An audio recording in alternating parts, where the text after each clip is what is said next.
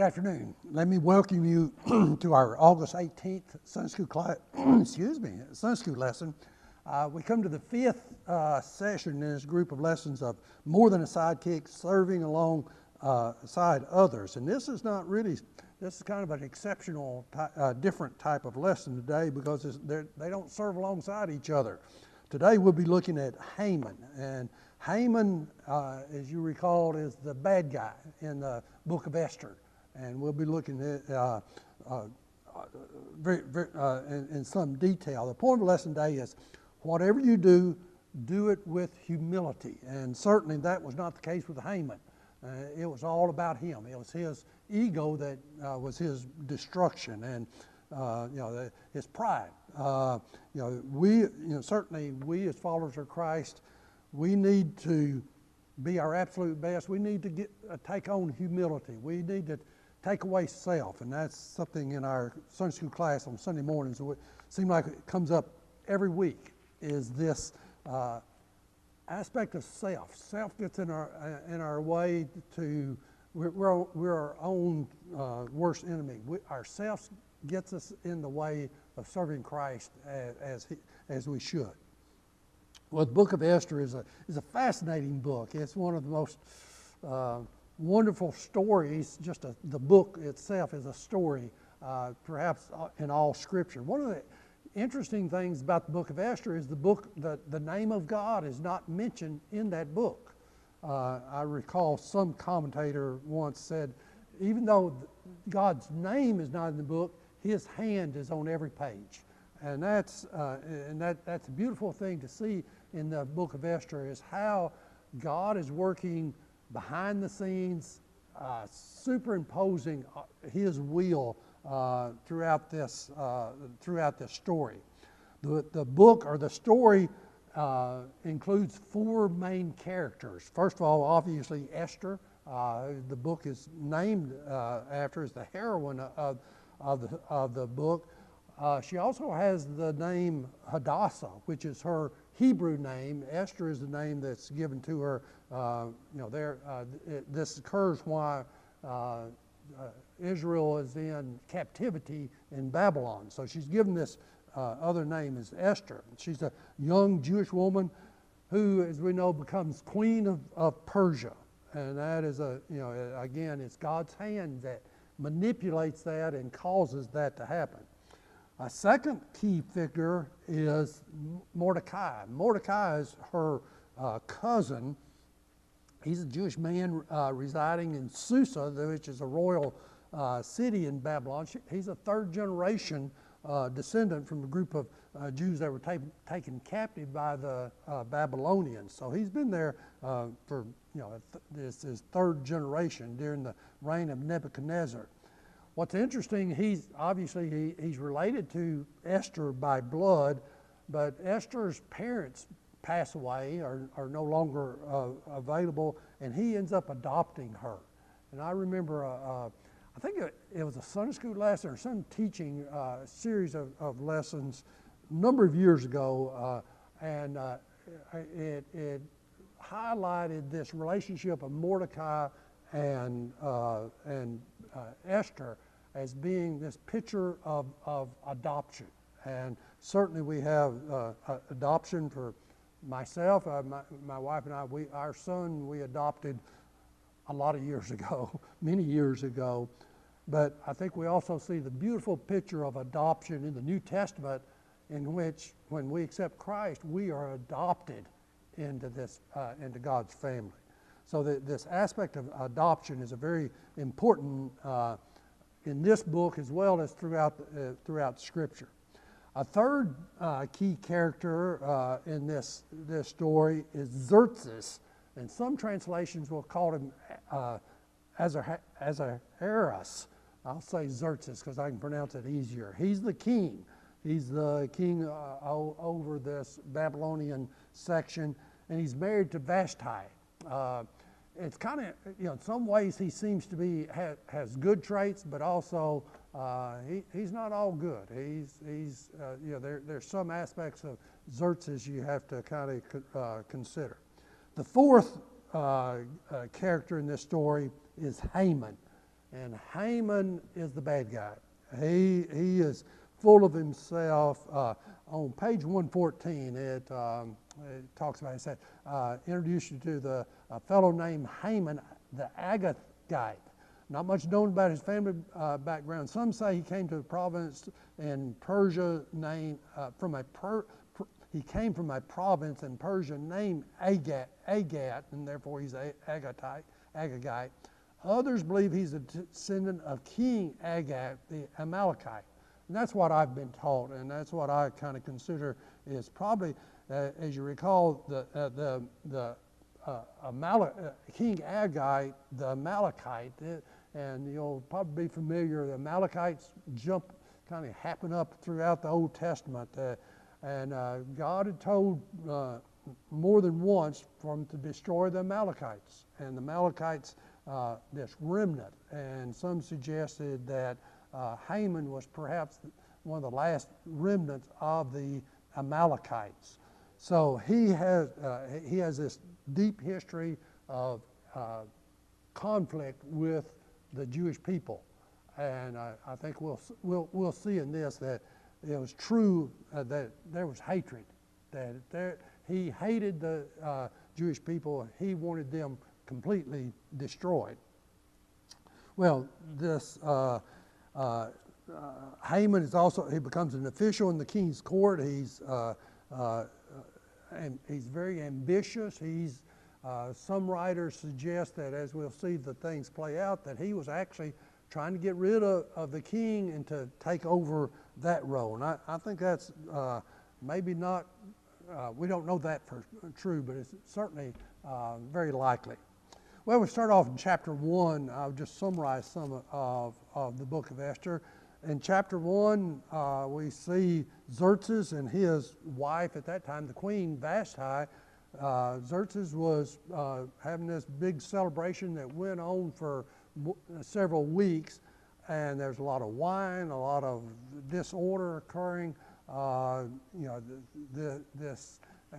some time, Xerxes decides he wants his queen. He wants Vashti to come and perform for him, and this is really kind of is a put down of her position and of who she was, and she refuses the king.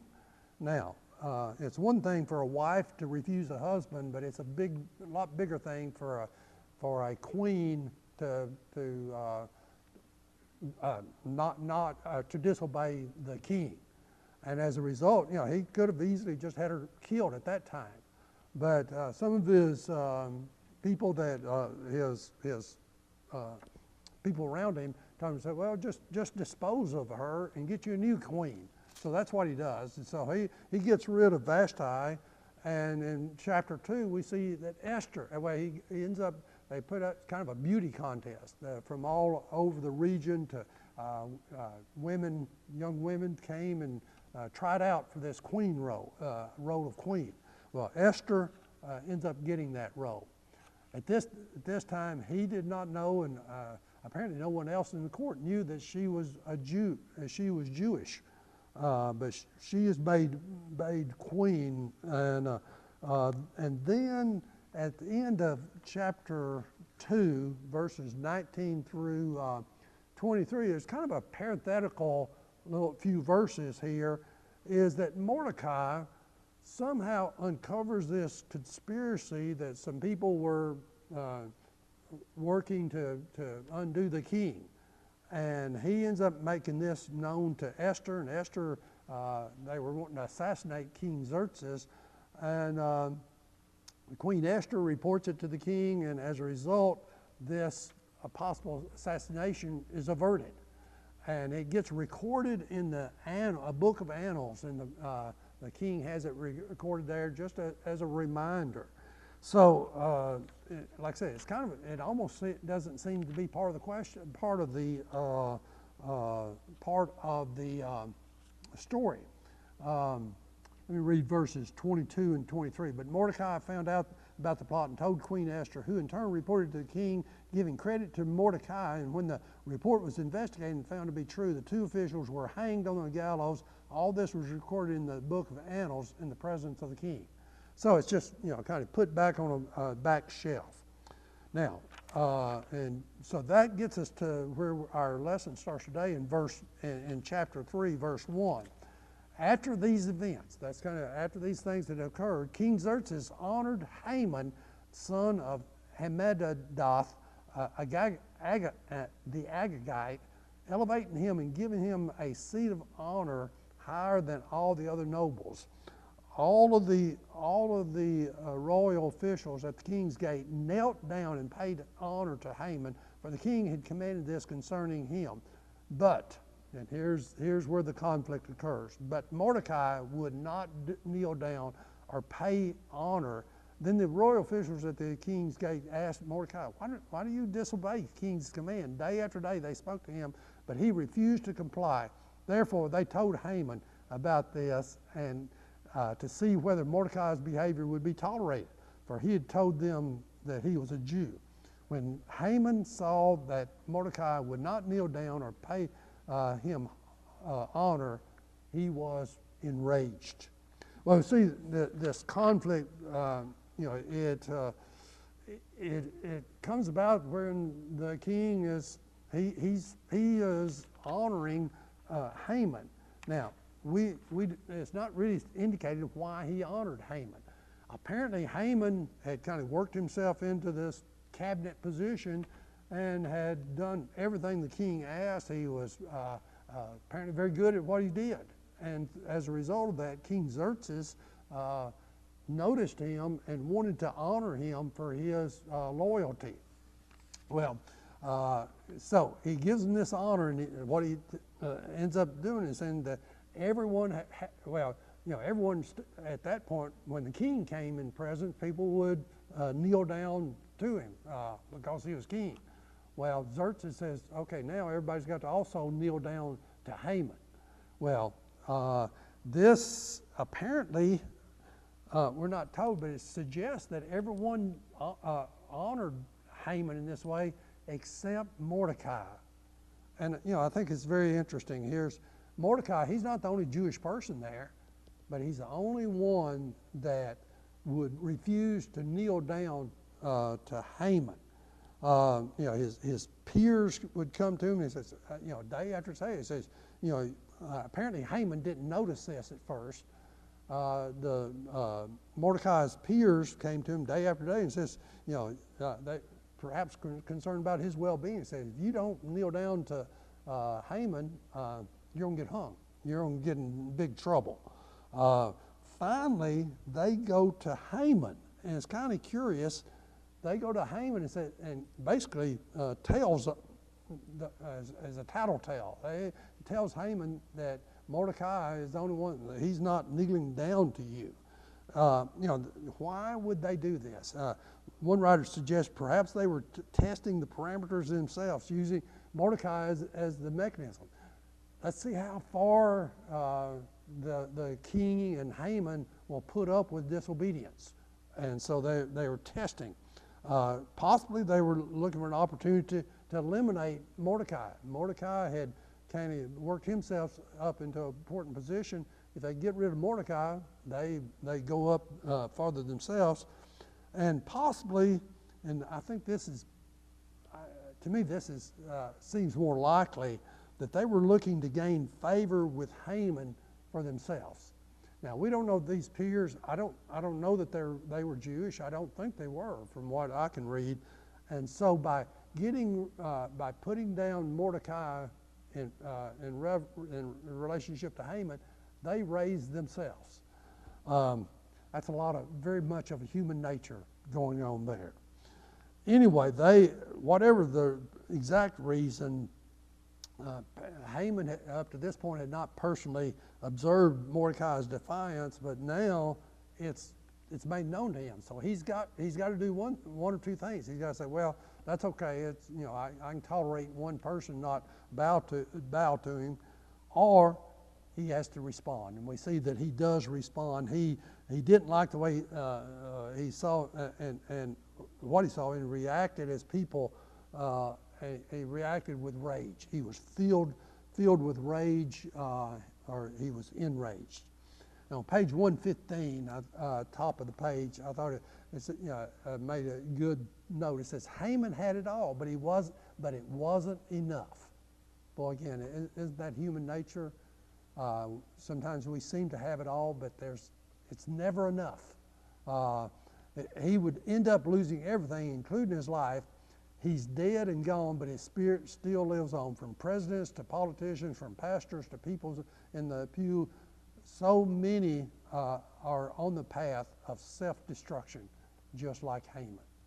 And that, when we're never content, we're not content with what God has given us. We always want more, and that not having enough leads very often to destruction.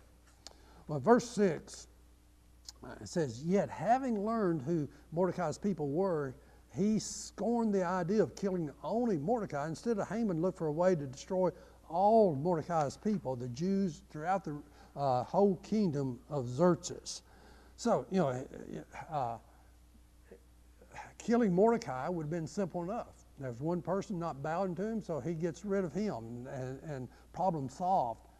But for Haman, that wasn't enough. He wanted to. He goes back to his ancestral roots of wanting to destroy all of Mordecai's people. And what this evolves to is hatred. He has a hate for these people. And as I studied this, what really jumped out at me is we see all the anti-Semitism in our nation today and throughout the world, but particularly here in the United States, stronger than certainly I have ever seen in my life. That this anti-Jew, and I don't understand it. I don't comprehend it. As a Christian, we know that the Jews are God's chosen people, and they have a very special place in God's presence. And we know that anyone that goes against the Jews, that nation's on be harmed by it. We certainly need to pray for our nation, pray that our politicians, our representatives, do not cower to these type of protests. One thing I've noticed is these protests, they're well funded.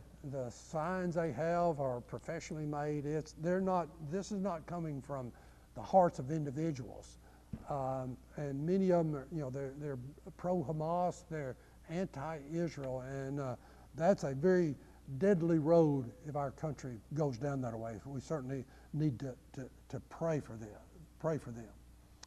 Well, let me go on verse 7 through 9. It says, "In the 12th year of King Xerxes, the first month, the month of Nisan, the pure, that is the lot, was cast in the presence of Haman to select a day and a month, and the lot fell in the 12th month, the month of Adar. Then Haman said to King Xerxes, 'There's a certain people dispersed among the peoples in all the provinces of your kingdom who keep themselves separate. Their customs are different from those of all the other people, and they do not obey the king's laws. It is not the king's best interest to tolerate them.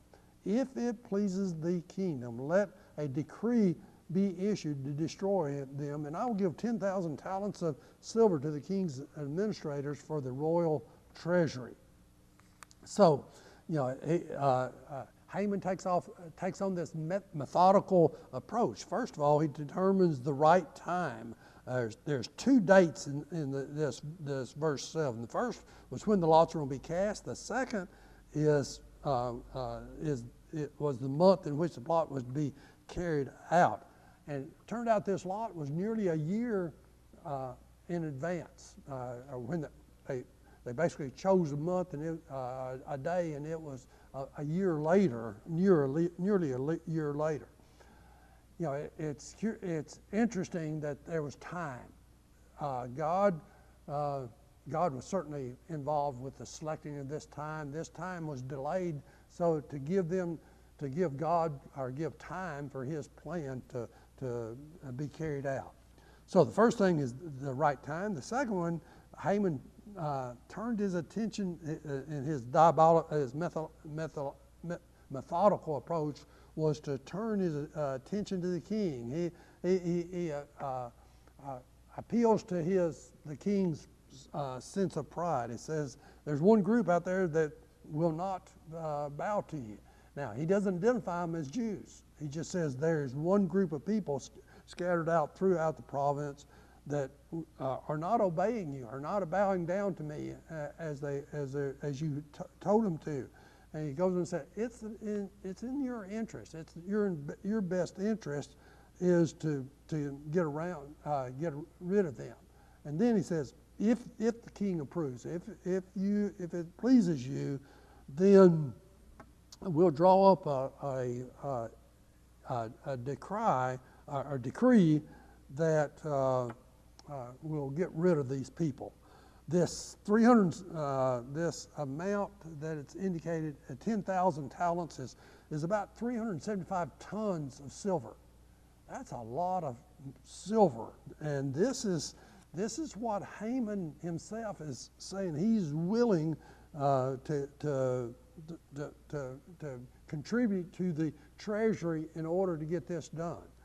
Now, it's kind of curious. I'm not sure how Haman ended up with that amount of money, or even if he had that amount of money.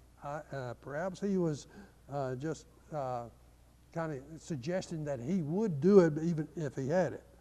Well, third aspect of this methodical approach was then that, secondly is that he approached the king's sense of pride. Secondly is that he would use, and thirdly he would contribute to his own money to get this accomplished. Now, in verse 10 and 11, which are not part of our lesson, we see that the king responded favorably. He ends up signing putting out this decree. And at that time for king, once he put out a decree, that decree could not be taken back, even by the king. In verse 15 it said, spurred by the king's command, the couriers, once the king made this decree, spurred by the king's command, the couriers went out, and the edict was issued in the citadel of Susa. The king and Haman sat down to drink, but the city of Susa was bewildered. Now, again, there's quite a difference here. The king puts out this decree, and the couriers take copies of the decree throughout the country, and everybody's in an uproar, but the king and Haman sat down to drink. They were, even though everything was in an uproar. And again, I think we come back as, we really have to question what is the nature of the king at this point. Well, chapter 4, we see, Mordecai finds out about this decree. He knows that Esther, by this time, she's the queen, and he goes to Esther and appeals to her to do something about it, to take some type of action. Now, for Esther to go unannounced in front of the king could have been a death penalty for her. So she asked her attendants as well as Mordecai to pray for her. And then in after some exchange, verse 15, chapter 4, says, then Esther sent this reply to Mordecai, go gather together all the Jews who are in Susa and fast for me. Do not eat or drink for 3 days, and 3 days, night or day. I and my maids will fast as you do. When this is done, I will go to the king, even though it is against the law. And a real strong statement. If I perish, I perish. What a wonderful, this young lady, she sees the importance of this. She sees that Mordecai will be killed. All of her people will be killed. And if they find out she's a Jew, she will be killed. So she agrees to go to the king, and if she perishes, that's just, she perishes. She puts everything on the line. In chapter 5, then, Esther, after this prayer meeting, after this fasting, Esther requests a meeting, invites the king as well as Haman for a banquet. And at that first banquet, she doesn't reveal totally what's going on, but then invites them to a second banquet. But then Haman in verses 9 through 14, his rage just comes to a boil. He goes out happy. Verse 9 says he went out happy that day because he's right up there with the king and queen. He is right where everything is working exactly what he wants to. He goes and tells his wife and his friends. He boasts of this. But then verse 13 says, but all this gives me, this is Haman speaking, this gives me no satisfaction as long as I see that Jew Mordecai sitting at the king's gate. In verse 14, his wife Zeresh and all his friends said to him, have a gallows built 75 feet high and ask the king in the morning to have Mordecai hanged on it. Then go with the king to the banquet and be happy. This suggestion delighted Haman, and he had the gallows built. Haman has everything going for him. Everything is working exactly the way he wanted it to occur. Well, chapter 6, it turns around. In the beginning of chapter 6, it starts out verse 1. That night, the king could not sleep. So he ordered the book of the Chronicles, the record of his reign, to be brought in and read to him. You know, that's some pretty dull reading. He figures if somebody come in and starts reading this will help him go to sleep. But then, as he's reading it, all of a sudden this incident that we mentioned back here in chapter 2, I believe, of Mordecai saving him from assassination, that is read, and the king says, did we honor Mordecai? He saved my life. And they found out that they had not. And so in verses, don't get lost here. So the next morning, Haman comes in. Verse 4, the king said, who is this in the court? And Haman walks in. And verse 6, when Haman entered, the king asked him, what should be done for the man the king delights to honor?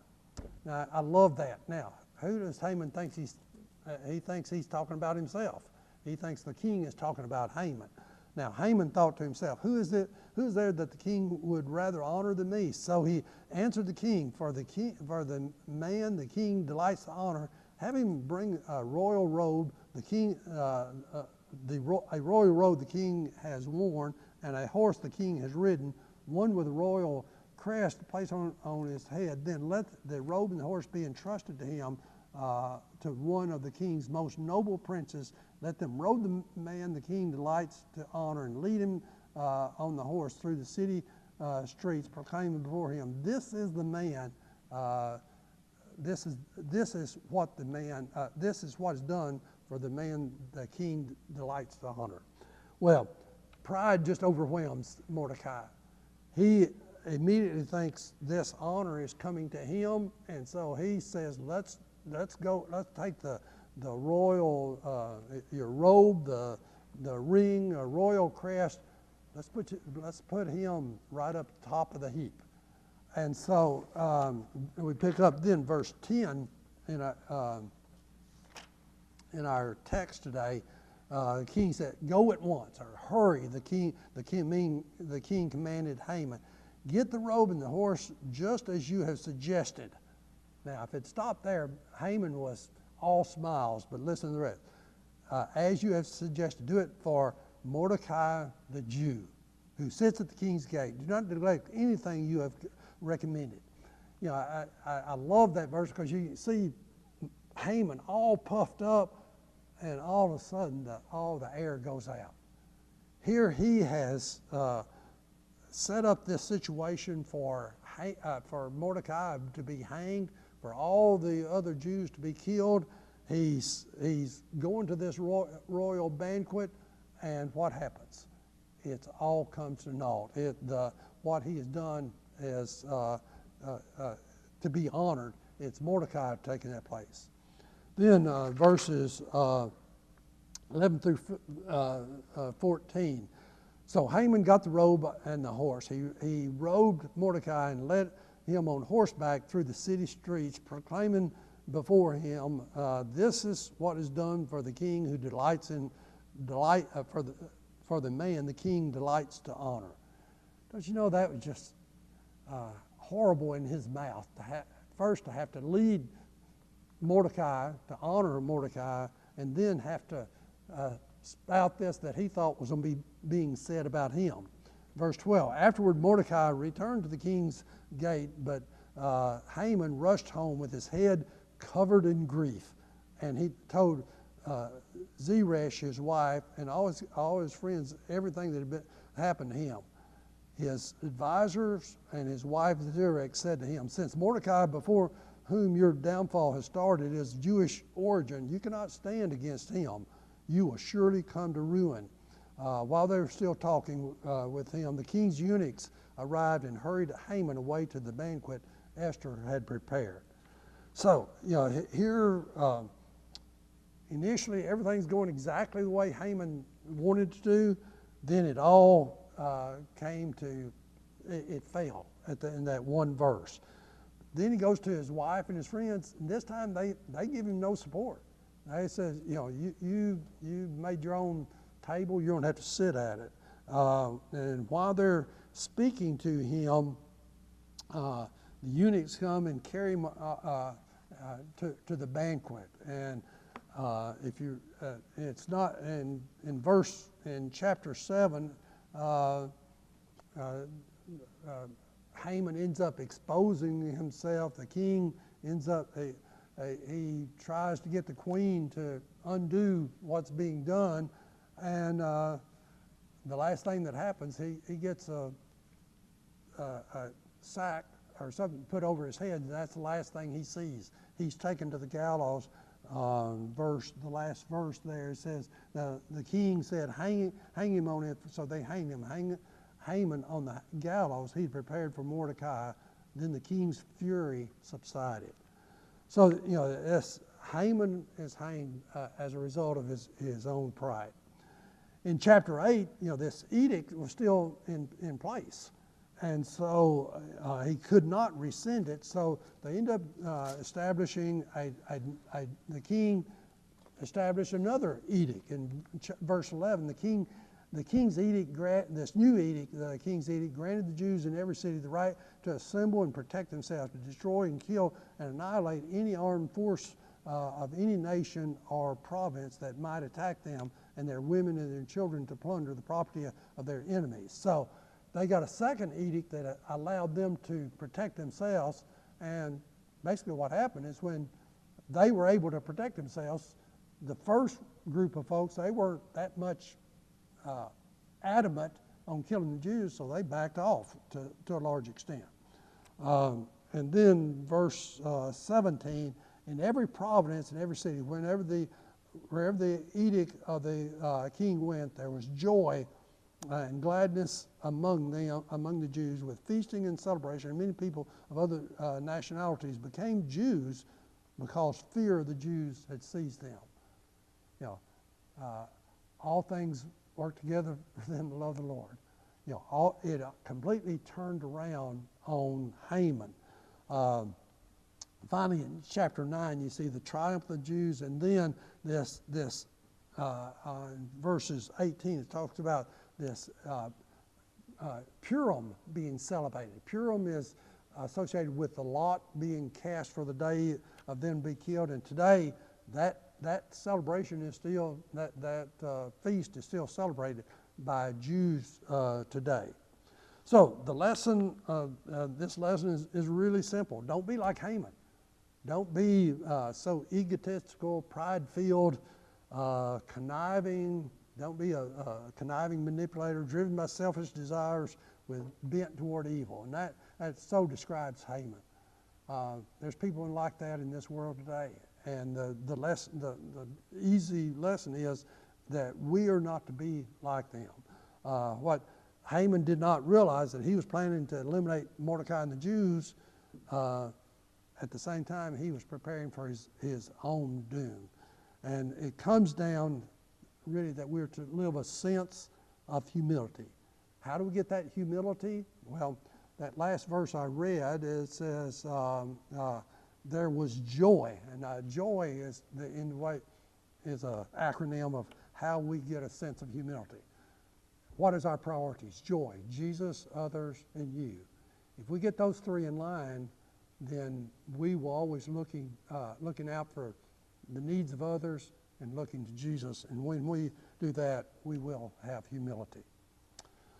Okay, well, wonderful story. I love the story of Esther. It's one of those just beautiful a beautiful story that shows how God is at work behind the scenes when His name is not even there. Next week we'll come to the final lesson in this series, and we'll be looking at Baruch. Baruch is not a very familiar character, but he's in relationship to Jeremiah, and we'll be looking at that next week. With that, I hope you'll be able to join us Sunday as we worship and worship God together. Let me close us in prayer. Our Heavenly Father, we thank you for everything you do for us. We thank you for your presence in our lives. Lord, forgive us when we allow pride to come in